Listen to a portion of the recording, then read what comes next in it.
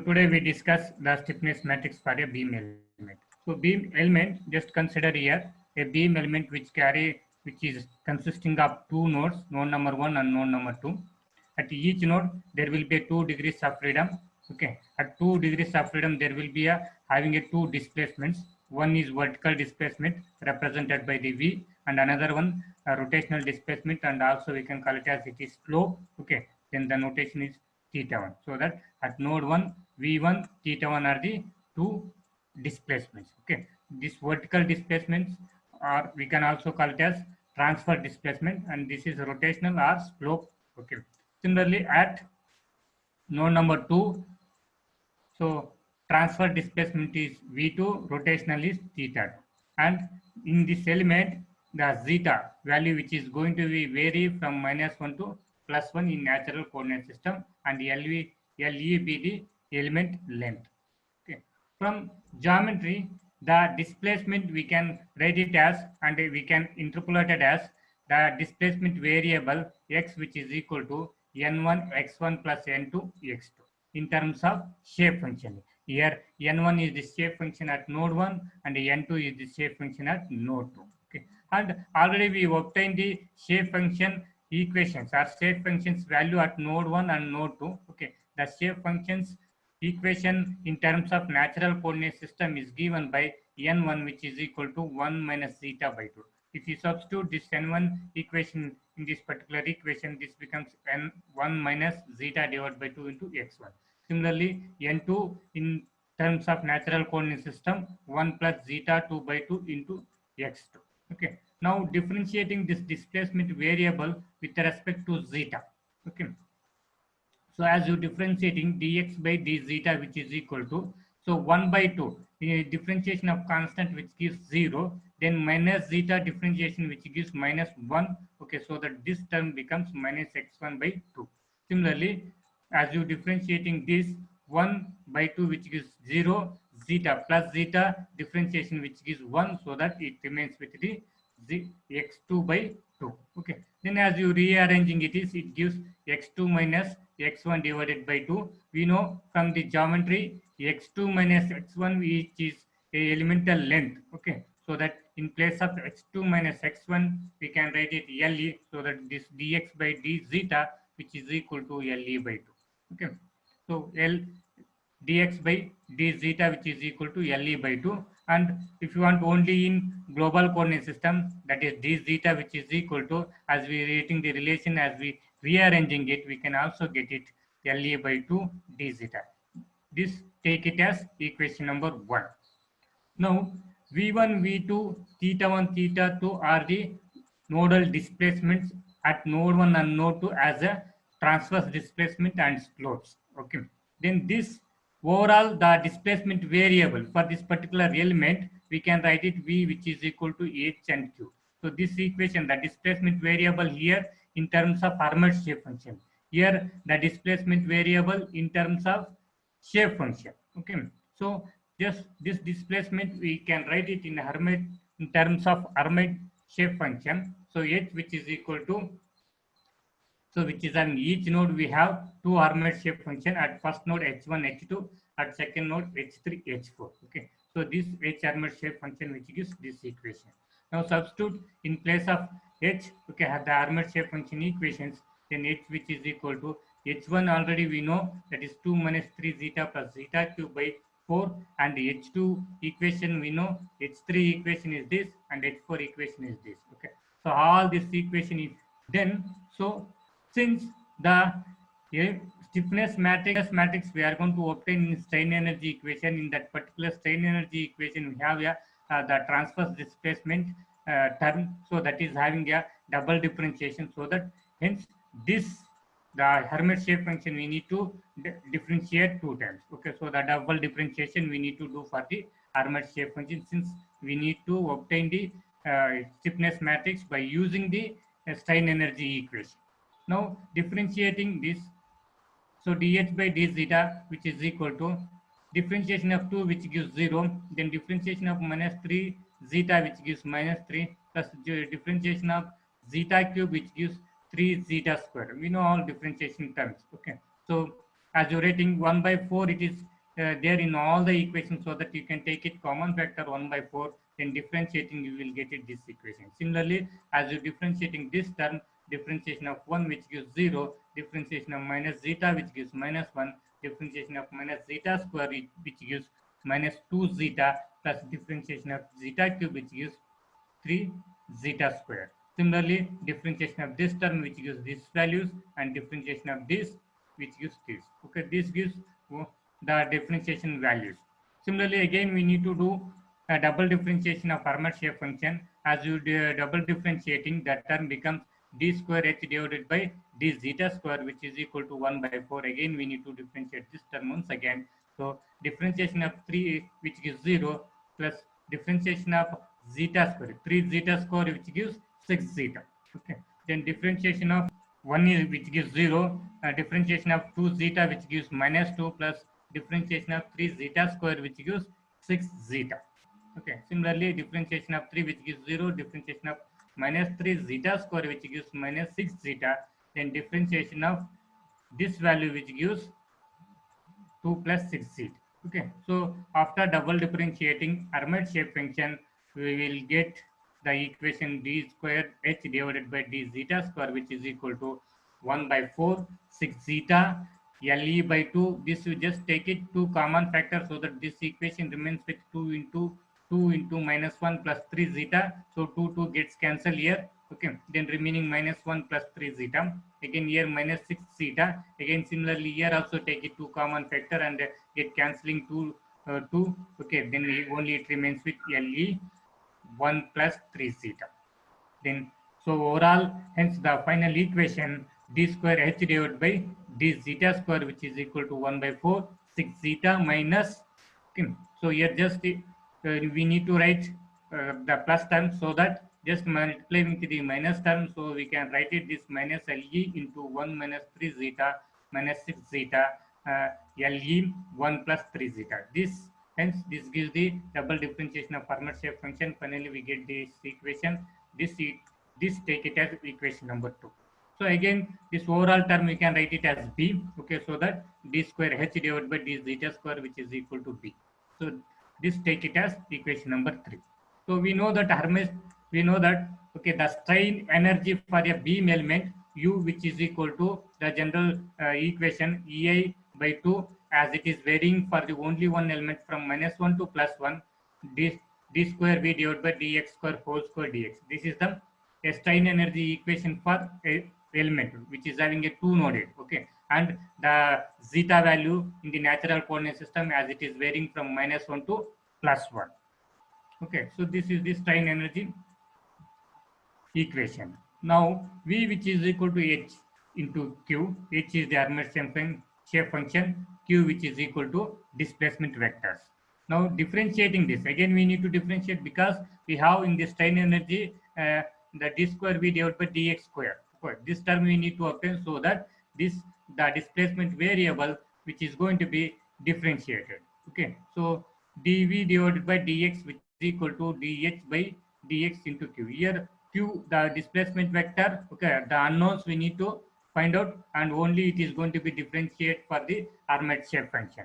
Okay, then dv by dx, which is equal to, here the dh by dx, it is having with respect to x, means in global coordinate system, but we need to have in natural coordinate system, because here d square h divided by d zeta square, it is in natural coordinate system, so that we need to obtain this in natural coordinate system. To obtain that, so we are going to separate the terms. So how we are going to separate the terms? Dh by dx, we can write it in two terms. Okay, two different uh, factors. Okay, dh by d zeta into d zeta by dx, so that dx gets cancelled, only it remains with this same equation. Okay, so we can write it in by separating this form into q. Okay, then dv by dx, which is equal to dh by d zeta into d zeta by dx. So already we know dx, which is equal to le by 2 d zeta, so that d zeta by dx, which is equal to 2 by le. Okay, so in place of d zeta by dx, we just keep 2 by le. Okay, so into this q. Okay, now again we need to differentiate, because we need the term double differentiation term for the displacement variable. So again, if you differentiating d divided by dx, dv by dx, which is equal to d by dx into dh divided by d zeta into 2 by le into q. Okay. Now just substitute again in place of dx. Okay. What is dx? Then this also we can write it in this form, d square v divided by dx square, which is equal to d by, in place of dx, just write it le by 2 into d zeta. This is okay, dx which is equal to le by 2 d zeta. So that you can write it here le by 2 d zeta into dh divided by d zeta into 2 by le into q. Okay. Now just rewriting this equation, d square v divided by dx square, which is equal to, so this come to the numerator, so that 2 into 2 it becomes 4. So LE, here one LE is there, so that it becomes LE square. Okay. So d zeta, here d zeta is there, so that it becomes d zeta square. So that final equation we are going to get in this form. Now squaring on both sides. Okay.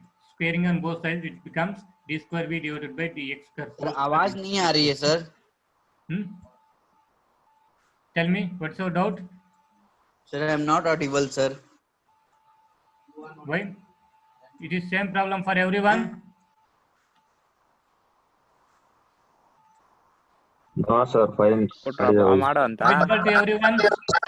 Confirm ಮಾಡ್ಕೊಳಕ್ಕೆ ಅಲ್ಲ ಇದು ಈ ತರ ನಾವು ರಿಯಲೇಷನ್ ಹಾಕಿದ್ದೀರಿ ಮತ್ತೇನದು ಹಾಕ್ಬೇಕು ಹೊಸದಾಗಿ ಏನಂತ नहीं दे रहा है.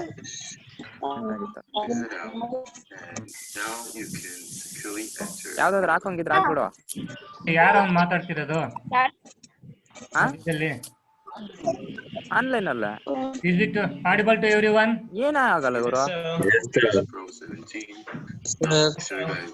ಅಲ್ಲ ನಿನ್ ಯಾವ್ದಾದ್ರು ಆಗ್ಬೇಕು ಅನ್ಸಿದ್ರೆ ಆಗ್ಬೋದು, ಒಳ್ಳೆ ಟೈಮ್ ಮತ್ತೆ ಸಿಗಲ್ಲ. ಏನಿರೋದು ಎಷ್ಟು ಸಬ್ಜೆಕ್ಟ್ ಹಾಕಿದೀಯಾ? ಯಾವ್ದಿಲ್ಲ ತಾನೆ ಬರ್ದಿರೋ ಸಬ್ಜೆಕ್ಟ್ ಯಾವ್ದಿಲ್ಲ ತಾನೆ?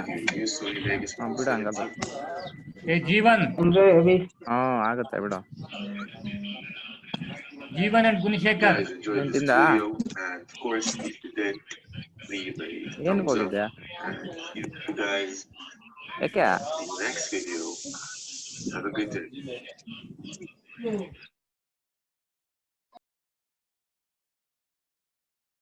last percentage find out one. Now, so just d square v divided by dx square, which is equal to, as we substituting dx, we get equation this. Then squaring on both sides, d square v divided by dx square whole square, which is equal to 4 by le square whole square d square h divided by d zeta square whole square into q square. Okay. From equation 3, we know that d square h divided by d zeta square, which is equal to b. Okay. So in place of d square h divided by d zeta square, you substitute b, so that this equation becomes d square h. Correct. It should be v. Okay. So d square v divided by d zeta square, it is d square v divided by d zeta square, it is. Okay. So that should be v. Okay. Then that you substitute here. Okay. In place of d square h divided by d zeta square, you will get equation like this. Okay. So after substituting, you will get finally, okay, 16 by le square b. So b square you can write it b transpose into b, right? So similarly q square you can write it q transpose into q. Okay. So this you take it equation number 4. Then substituting equation number 4 in equation number 3, that is in strain energy equation here. Okay. In this strain energy equation, if we substitute overall d square v divided by dx square, this equation value, then you are going to get u, which is equal to ei divided by 2 integral of -1 to +1 16 by le4 into b transpose into b into q transpose into q into dx. Again, now dx, we know that dx, which is equal to le by 2 d zeta, so that in place of dx you substitute le by 2 into d zeta. Okay. Now just 2 1s are 2 8s are, so that it remains with 8 here. Le here le and 2 to the power le to the power of 4 is there, so that it remains with le to the power of 3. Okay. Then finally we will get the equation like this way. Okay. U, which is equal to 1 by 2 integral of -1 to +1 8 ei divided by le cube b transpose into b into q transpose into q d zeta. Now we have got the strain energy in terms of natural coordinate system. D zeta it is there here, so that it is in terms of natural coordinate system we can integrate. Now u, which is equal to 1 by 2 Q transpose integral of -1 to +1 8 EI divided by LEQ B transpose B d zeta into Q. We are writing separately in the form of strain energy equation. We know the strain energy equation U is equal to 1 by 2 Q K x square, right? That is what the strain energy equation of which is U which is equal to half Kx square. So that in that form x square is nothing but that is Q square. Okay, Q square which is equal to Q transpose into Q. So that in that strain energy form, we are going to rewrite this overall equation so that U which is equal to half Q transpose KEQ. Now here comparing this both equations, okay, KE which is equal to overall this term, right? KE which is equal to overall this term. Now where KE which is equal to integral of -1 to +1 8 EI divided by LEQ into B transpose into B into d zeta. Now they take it constants outside, Ke which is equal to 8 EI divided by LEQ integral of -1 to +1 B transpose into B into d zeta. Okay. So again from the equation number 3, 2 and 3, we know that B which is equal to d square h divided by d zeta square, and also we have the value for d square h divided by d zeta square in equation number 3. Okay. Now Ke which is equal to 8 EI divided by LE cube integral of -1 to +1.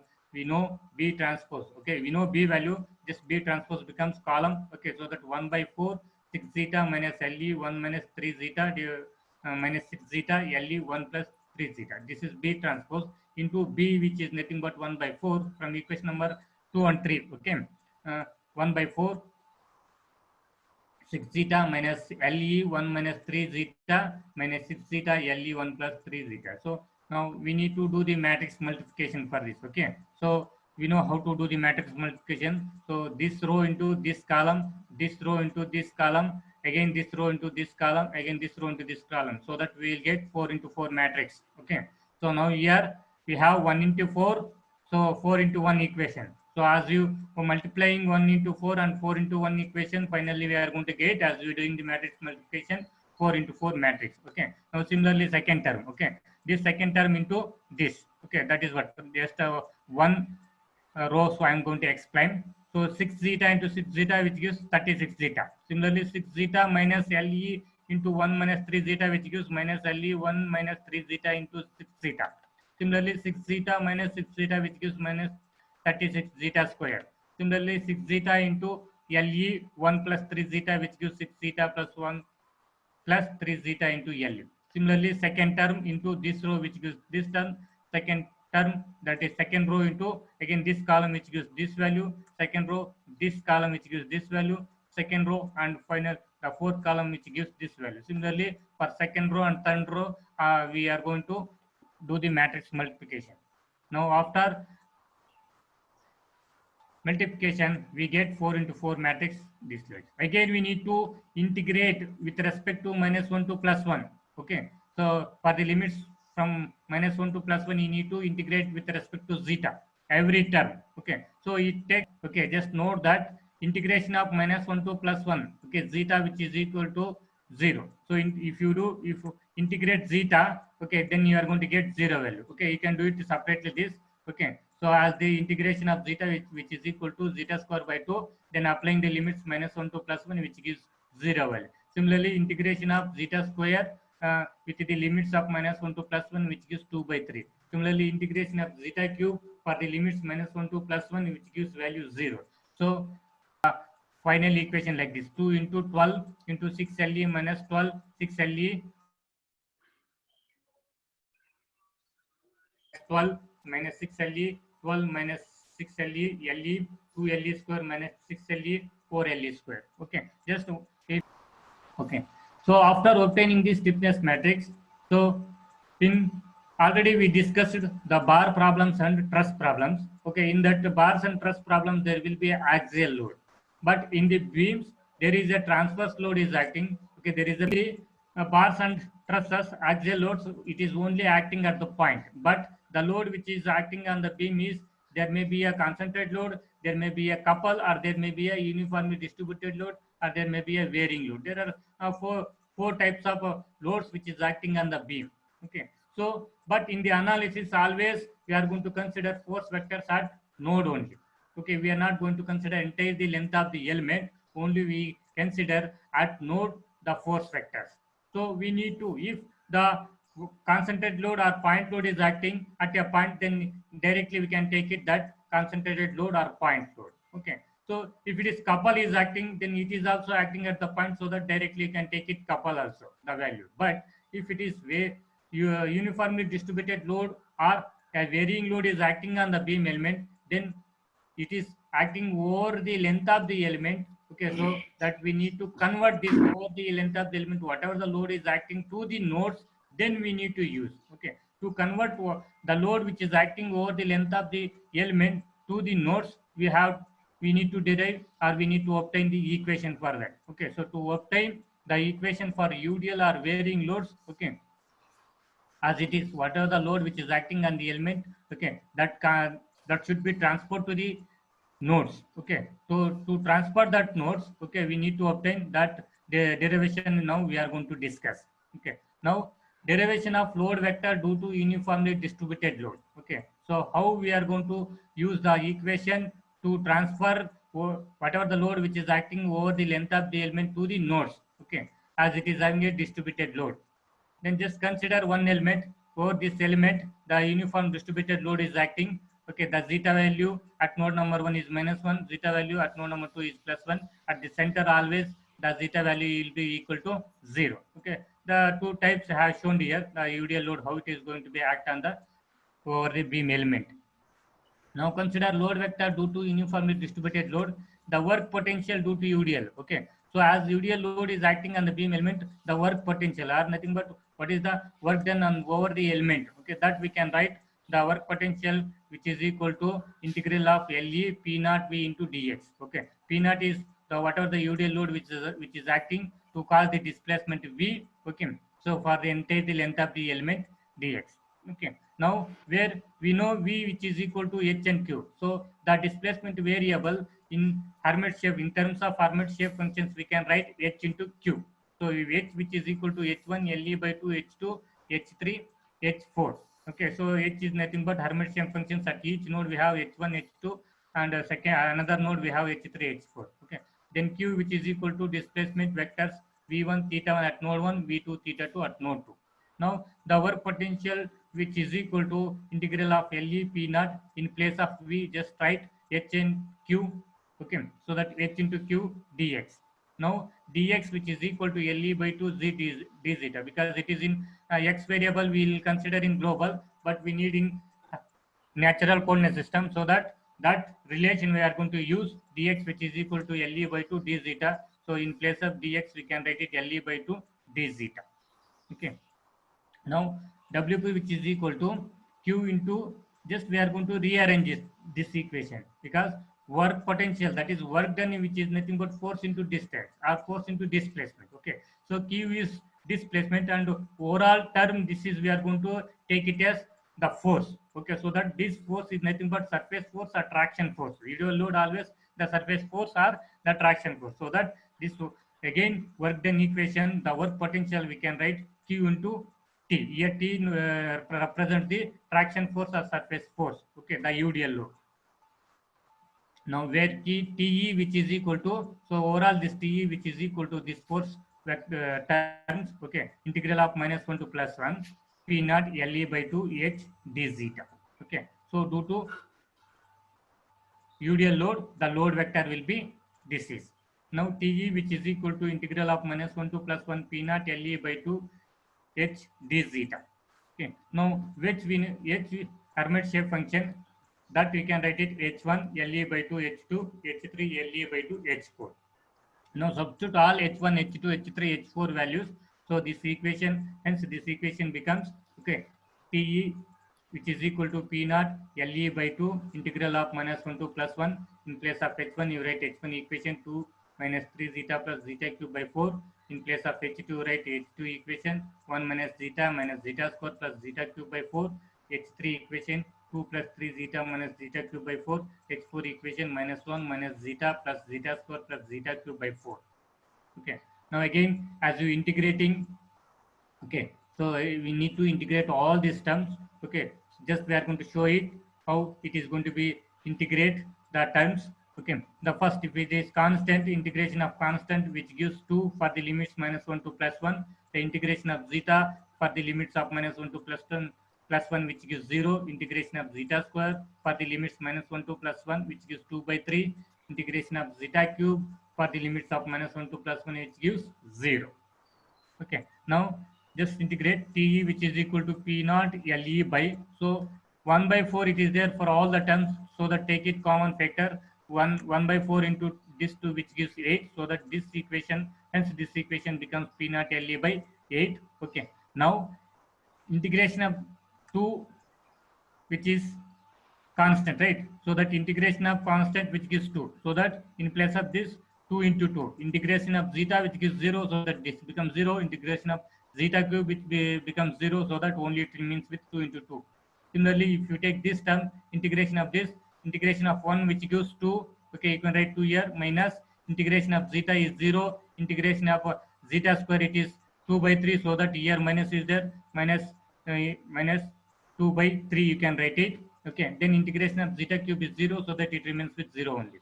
Then similarly, this term if you integrate, integration of 2, okay, which gives 2 into 2 it becomes, integration of zeta is 0, integration of zeta cube is 0, so that only it remains with 2 into 2. Similarly, integration of this which gives -2 plus 2/3. So just do the simplification.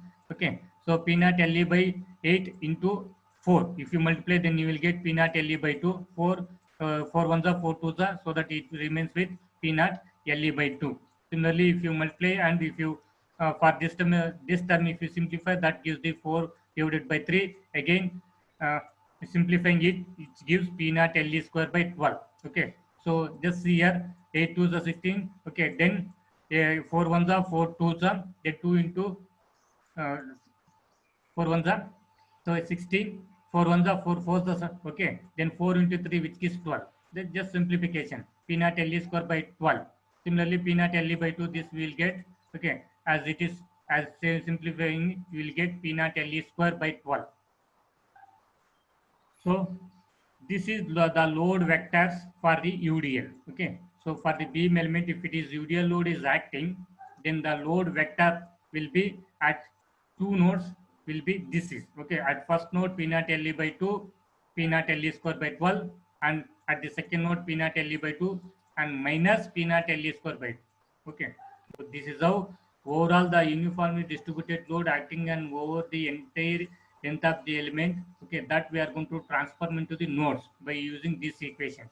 So this equation can able to use to transform the whatever the UDL load which is acting over the length of the element to the nodes. Problems on this. Okay. So one problem we discussed today. Just consider a solve vertical deflection and slopes at 0.2, 0.3 using beam elements for the structure shown in figure. Okay, also determine the deflection at the center of the portion of the beam carrying UDL. So we need to obtain transverse deflection and also slopes. Again, we need to, second target is we need to obtain the maximum deflection that is at the center. Okay, at the center, what is the maximum deflection we need to calculate. Okay, so only at element 2 it is having a UDL load, so only we can obtain the maximum load at the center of the second element only. Now this is the problem. Okay, so the node 1 is fixed, the node 2 is having a only roller support, so that there will be a only slope. Okay, there will be no any vertical displacement taking place. Okay, similarly at node number 3 only the slope is possible and the vertical displacement or transfer displacement is not possible. So that for this particular problem, okay, v1 theta 1 will be 0, okay, v2 also 0, v3 also 0. Only we need to calculate and only our target is to calculate theta 2 and theta 3. Okay, only the deflections obtained for this is slopes, that is at node number 2 is theta 2, at node number 3 theta 3. Okay, so this the data given. Okay, so E which is equal to 200 GPa, just take it 200 into 10 to the power of 8 kilonewton. So this is which is equal to the moment of inertia. So 4 into 10 to the power of 6 mm to the power of 4. Just take it in meter because all values must be in one unit. Okay, just consider all the values in single meter system. Okay, so now first step is in FEM to solve the beam element. First, we are going to write finite element model. So we have got two elements in the problem, first element and second element. As per that, we are going to write first element and second element at node number 1. Okay, the transverse deflection is V1, okay, and rotational is theta 1. Similarly, the load which is acting vertical, we are going to consider F1 and as M1.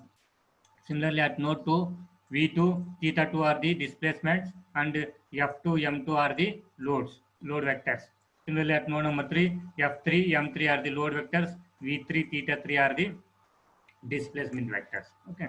So element which is having, both elements are having same distance, that is LE1 and LE2 are both same distance, that is 1 meter. So that L1 which is equal to L2 which is equal to 1 meter. And on the second element which is having a uniform distributed load of P0 which is equal to, just it is acting downward, so that we are going to consider minus, okay, so P0 which is equal to minus 12 kilonewton per meter. Okay. Now, so we need to obtain the elemental stiffness matrix for the both elements. To obtain the elemental stiffness matrix for first element, okay, so this is the general equation, the stiffness matrix equation. We are going to use it for each element. Okay, so Ke which is equal to EE I divided by Le cube. Okay, this is the equation. Just substitute. So whatever the values here, the corresponding values only we need to substitute for each element. Okay, K1 which is equal to, so E and I is same for the both elements. Okay, E and I is same for the both elements, so that, so EI you can write it 8. Okay, 800, that is 800 divided by L is nothing but 1 meter they have given here, so that 1 cube. Okay, just substitute. After substituting this, you are going to get the Ke1 which is equal to 800, 12, 6 minus 12, so 6, 4 minus 6, 2 minus 12 minus 6, 12 minus 6, 6, 2 minus 6, 4. Okay, these are the elemental stiffness matrix values we have got after substituting EI and LE values. Okay, now we need to write, so whatever the degrees of freedom or the displacement at each node. Okay, so this is for the first element. The first element initial node is node number 1 and final node is node number 2. So at node number 1, the degrees of freedom is 2, and each degrees of freedom there will be 2 displacements, that is V1 theta 1. Okay, similarly at node number 2, V2 theta 2. So that write down here V1 theta 1, V2 theta 2, V1 theta 1, V2 theta 2. Similarly, find out elemental stiffness matrix for a second element. Okay, in the second element EI is same, so LE also same, so that you are going to get it same the values for the second element also. For the second element, degrees of freedom V2 theta 2, V3 theta 3. So similarly in the vertical you write V2 theta 2, V3 theta 3. As you're writing this, always first you need to write initial node, then the final node degrees of freedom, okay, or the displacement values. Now after obtaining the elemental stiffness matrix, the third step is global stiffness matrix. We need to assemble the first element and second element. Okay, so first element, second element, just this global stiffness matrix size we will come to know that. By knowing this, you can also give it here 1, 2, 3, 4 like that by number also, and also we can write it the degrees of freedom as in the by showing the displacement variations. Okay, then the overall the size of the global stiffness matrix is nothing but, so here you can see V1 theta 1, V2 theta 2 here is there, then V2 theta 2, V3 theta 3. So that just the terms you write down here, V1 theta 1, V2 theta 2, V3 theta 3. Similarly, column is also write down. This becomes overall size of the matrix. Then the common nodes V1 wherever it is there. Okay, use the standard procedures. V1 theta 1 which gives 12. You write down 12 here. Okay, so only first element 4 corner values. First element, okay, downward 4. This corner value is going to be added to the second element. Okay, top this left corner values. Okay, so that see here 12 plus 12 which gives 24 here. Okay, then minus 6. This plus 6 becomes 0, so that 0 here it is. Then minus 6 here, minus 6, and here in the first element minus 6, in the second element minus 6 which gives minus 12 here. Okay, Okay, sir. second element, okay, first element 4, in the second element 4. Okay, so that which gives 8. Okay, so 24008, only this 4 coefficient value is going to be added. Okay, so just first element corner downward, whatever the 4 coefficient value it is going to be added to the second element starting 4 coefficient values. Okay, or otherwise you can use common the standard method. Okay, so just find out the coefficient v1, okay, v1 whatever the values here it is there, that you write down. Similarly, as you writing, only the value is going to be added only at this particular 4 locations. Okay, so here this 4 you consider and this 4 you consider. Okay, now 12 is there, 12 plus 12 24. Okay, here minus 6 there. Okay, sorry for this one. Okay, so here corner, this is 12 minus 6 4 is there. Here at the starting 12 6 6 4 is there. Okay, so 12 here 12 plus 12 it becomes 24, minus 6 plus 6 becomes 0. Similarly, minus 6 plus 6 becomes 0. 4 plus 4 it becomes 8. Only these 4 coefficient 4 locations the value is going to be added, remaining as it is, it remains with same. Okay, remaining all the values, all the coefficient values remain same. Now after obtaining global stiffness matrix, find the just write down the displacement vectors. Okay, q which is equal to v1 theta 1 v2 theta 2 v3 theta 3. Similarly, write down force vectors at each node. Okay, first node f1 m1, second node f2 m2, third node f3 m3. Okay, now there is no point loads or couples. Here the UDL load is acting. Okay, so that if you want to convert the UDL load which is acting over the length of the element, that we need to use the equation. Okay, so for the second element only, here the load is acting for the second element. There is no load on the first element, only UDL load is acting on the second element.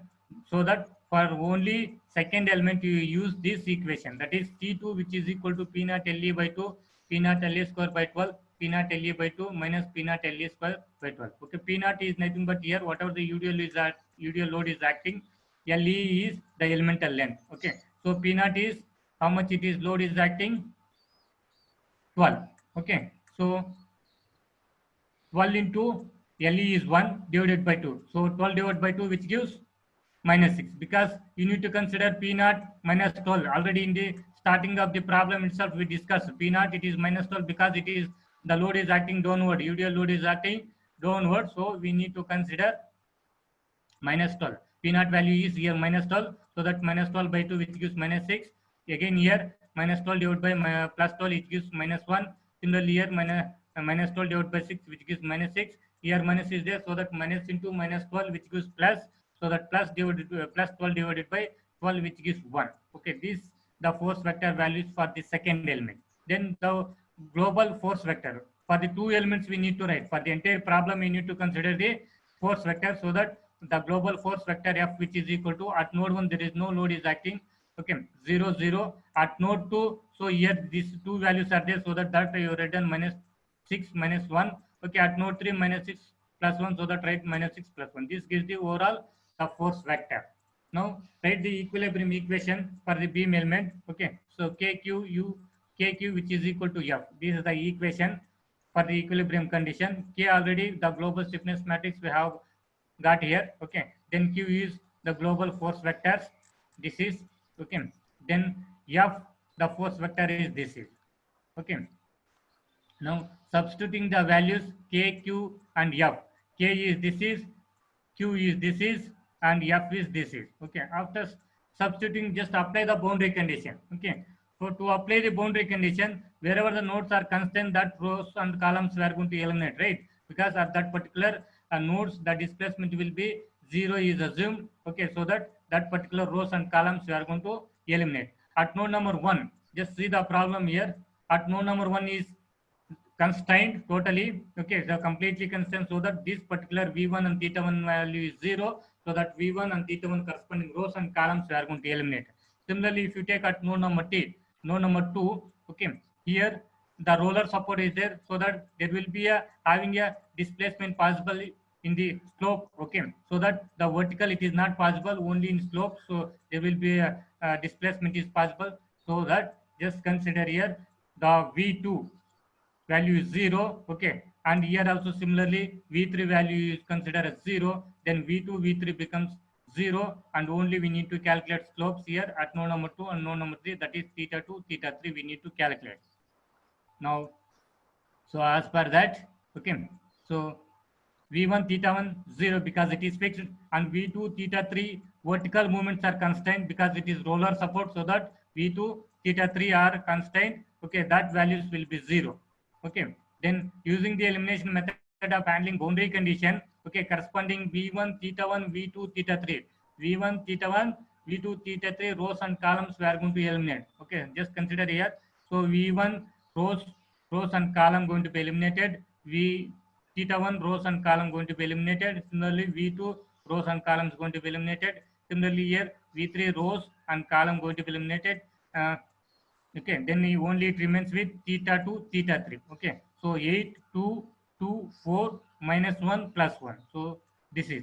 So after eliminating all, we are going to get this 800. It is common for all the coefficients, so that 800. Okay, 8, 2, 8, 2, 2, 4, theta 2, theta 3, theta 2, theta 3, minus 1, plus 1. Okay, then after solving this, we are going to be able to get theta 2 value as minus 0.2679 into 10 to the power of minus 3 radian, theta 3 which is equal to 0.4464 into 10 to the power of minus 3 radian. This is the displacement values for the node number 2 and node number 3. Okay, so the nodal displacement vectors which is equal to at node number 1, okay, vertical and slope is 0. At node number 2, vertical is 0, only slope is there. At node number 3, vertical is 0 and only slope is there. Now, after that, there is one more target. We need to find out the maximum deflection at the midpoint of the beam element where the UDL load is active. Okay, so only the UDL load is acting for the second element. Okay, for this, the maximum displacement we need to calculate. To calculate that, we are going to use this equation. So V, which is equal to H into Q. So V is the displacement variable. Okay, the displacement variable which is equal to in terms of Hermite shape function H into Q. So H is the Hermite shape function, Q is displacement vectors. Only for this second element we are going to consider. Okay, only for the second element, because the target is only for the second element and only the UDL load is acting for the second element. So that V which is equal to, so for the entire element if you write, okay, so H1 V2 plus LE by 2, H2 theta 2 plus H3 V3 plus LE by 2, H4 theta 3. Okay, so here, so V2 theta 2 at node number 2, V3 theta 3 at node number 3.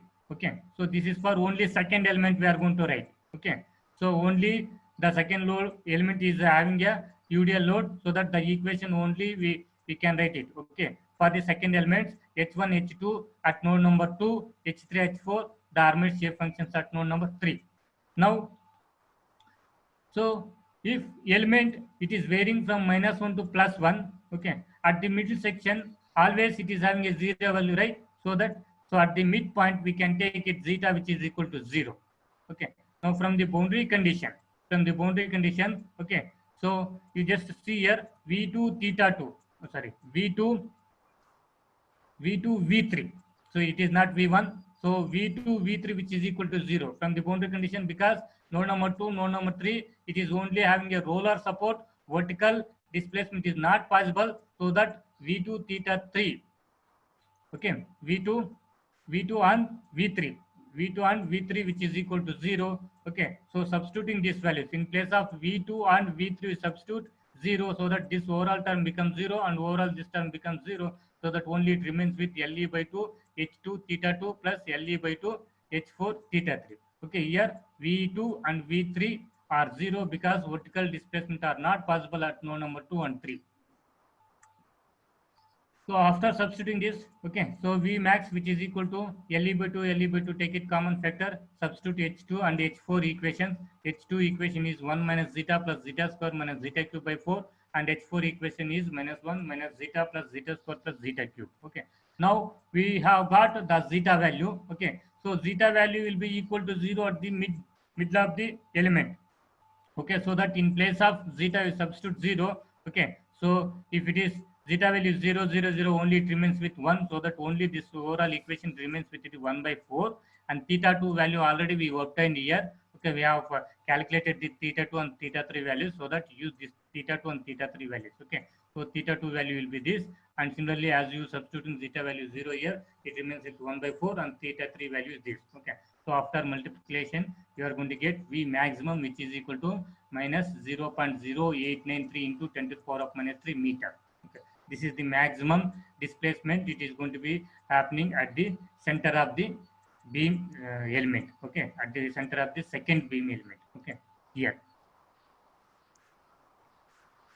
the maximum displacement is happening at the center of the second element. Okay, so this is how we are going to solve the problems.